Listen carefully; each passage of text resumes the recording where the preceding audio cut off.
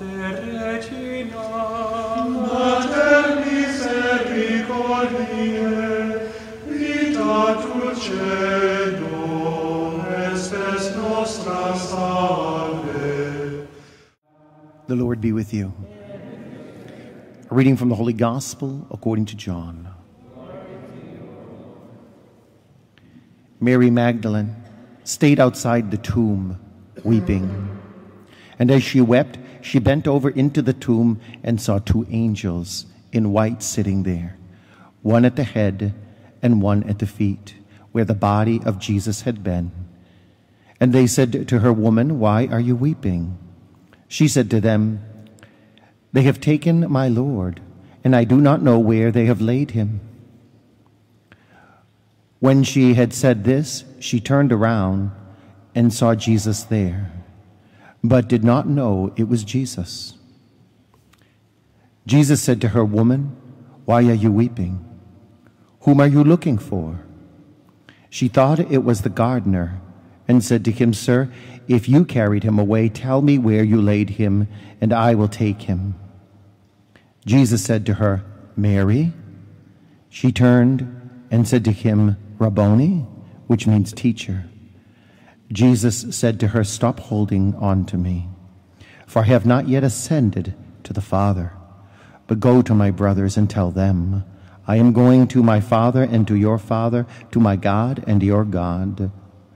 Mary went and announced to the disciples, "I have seen the Lord," and then reported what he had told her. The Gospel of the Lord.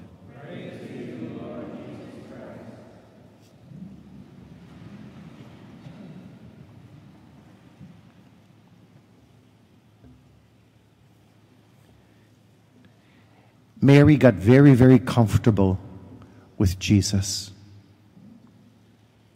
There must have been an amazing friendship between them, considering what he rescued her from and how indebted she felt to him, and how he must have cherished her in his love for her. And yet, at some point, she had to separate herself from the limits of her expectations about who Jesus was. And so he invites her to let him go.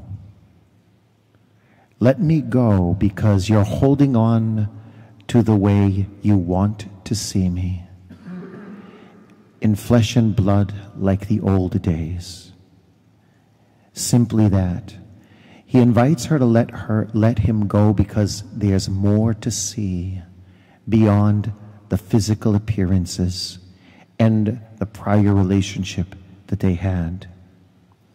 In some ways, it's the way that a husband and wife must grow through the years of marriage. Sometimes there's a desire to hold on to the honeymoon experience. But after years go by, a depth of love becomes experienced, where the beauty of the years when you were 20 dissolves into a beauty that's much more profound, where you can see someone as beautiful even when they're in your arms, dying of cancer, because you see much, much more. This begins what we call a mystical presence of the beloved. And so Jesus is asking Mary to put aside the limits of her own vision and begin to see him in a mystical way, because that's how he's going to begin appearing to her. And he appears to us in this mystical way. It's what we share with Mary Magdalene. The mystical vision of Jesus in the Eucharist, where people only see bread. We see Jesus, because it's by the Holy Spirit that he allows us to see this. You see, he has gone to the Father and to our Father, who now reveals him in a way that is beyond space and time and mere physical appearances. But he reveals Jesus in the mysteries of our faith. He reveals Jesus in the beauty of a time in prayer when, after sometimes years of feeling like your prayer says nothing, all of a sudden, like we hear in the Acts of the Apostles, you're cut to the heart because the feeling of Jesus is so profound that it almost hurts, but it's so delightful. This is the mystical experience of Jesus. And it comes as a gift of the Holy Spirit, as we hear about in the Acts of the Apostles. And it's how Jesus chooses to reveal himself to us now. This is why for us, we need to look at Mary and say, I've got to put aside my way of looking for Jesus.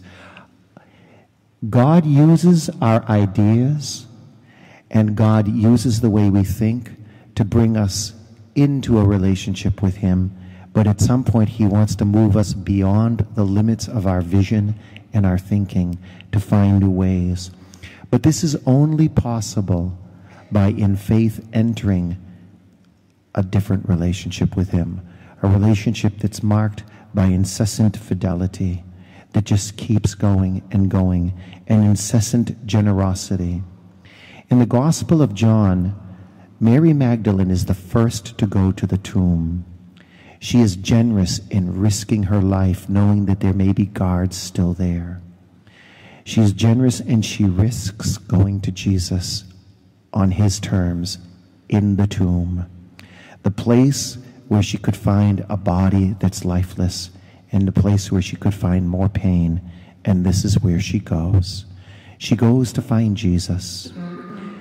When she gets there, she doesn't see Jesus the way she was thinking. She doesn't see him at all. It's a tomb, it's empty, and it speaks of death, and it's difficult. And so is sometimes the sacramental life of the church and prayer. It doesn't feel like Jesus is there sometimes, but yet faithfully we come to Mass week after week, or sometimes day after day. We come, and all of a sudden he appears, and he calls us by name, and like Mary Magdalene we turn and we say, my Lord, Rabboni. And he allows us to embrace him, no longer for what we want to see, but now for how he wants to reveal himself to us in all his splendor, no longer limited by a physical appearance, but now available to us in all his glory, which especially we see at this Holy Mass today, where he comes to us on an altar and he raises us up literally to the vision of his glory in heaven. Regina Celi, letare, alleluia, qui aquam meruisti portare, alleluia, resurrexit sicut dixit,